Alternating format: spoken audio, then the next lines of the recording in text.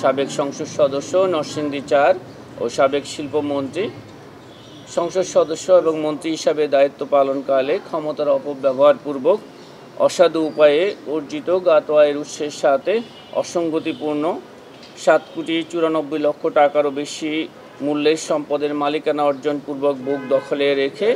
এবং নিজ নামে ও প্রতিষ্ঠানের নামে পরিচালিত 13টি ব্যাংক হিসাবে 102 কোটি টাকারও বেশি অস্বাভাবিক এবং সন্দেহজনক লেনদেন করার অপরাধ অনুসন্ধানকালে প্রমাণিত হয়েছে। এই কারণে তার বিরুদ্ধে দুর্নীতি দমন কমিশন আইন 2004, মানি লন্ডারিং প্রতিরোধ আইন 2012 এবং দুর্নীতি প্রতিরোধ আইন 1947-এর সংশ্লিষ্ট ধারায় একটি মামলা রুজুর সিদ্ধান্ত গৃহীত হয়েছে। অভিযোগ সংশ্লিষ্ট মিসেস নাদিরা মাহমুদ, তার স্বামী জনাব নুরুল মজিদ মাহমুদ হুমায়ুন, সাবেক সংসদ সদস্য নরসিংদী ৪ ও সাবেক শিল্পমন্ত্রী পাবলিক সার্ভেন্ট হিসেবে দায়িত্ব পালনকালে অসৎ উদ্দেশ্যে ক্ষমতার অপব্যবহার করে স্বামীর প্রভাব ও আর্থিক সহায়তায় 1,34,00,000 টাকারও বেশি মূল্যের জ্ঞাত আয়ের উৎসের সাথে অসঙ্গতিপূর্ণ সম্পদের মালিকানা অর্জনপূর্বক বুক দখলে রাখার অপরাধ অনুসন্ধানকালে প্রমাণিত হয়। তাদের দুজনের বিরুদ্ধে দুর্নীতি দমন কমিশন আইন 2004, দুর্নীতি প্রতিরোধ আইন 1947 এবং দণ্ডবিধির সংশ্লিষ্ট ধারায় আরও একটি মামলা রুজুর সিদ্ধান্ত গৃহীত হয়েছে।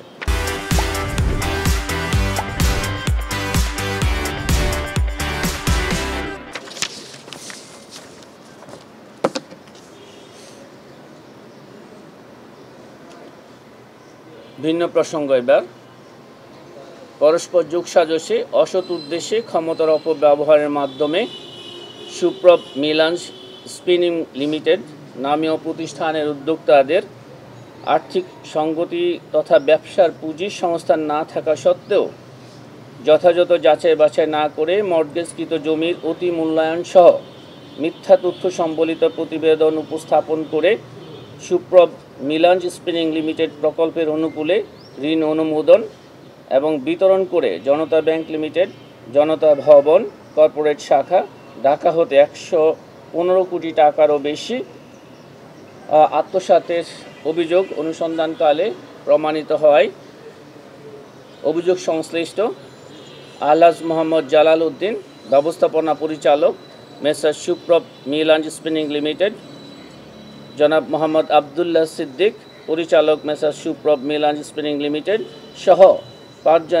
জনতা ব্যাংকের সংশ্লিষ্ট ব্যাংক কর্মকর্তাদের বিরুদ্ধে দণ্ডবিধির 409, 420, 467, 468, 471, 109 সহ দুর্নীতি প্রতিরোধ আইন 1947-এর 5-2 ধারায় আরও একটি মামলা রুজুর সিদ্ধান্ত গৃহীত হয়েছে। আপনাদেরকে অনেক ধন্যবাদ।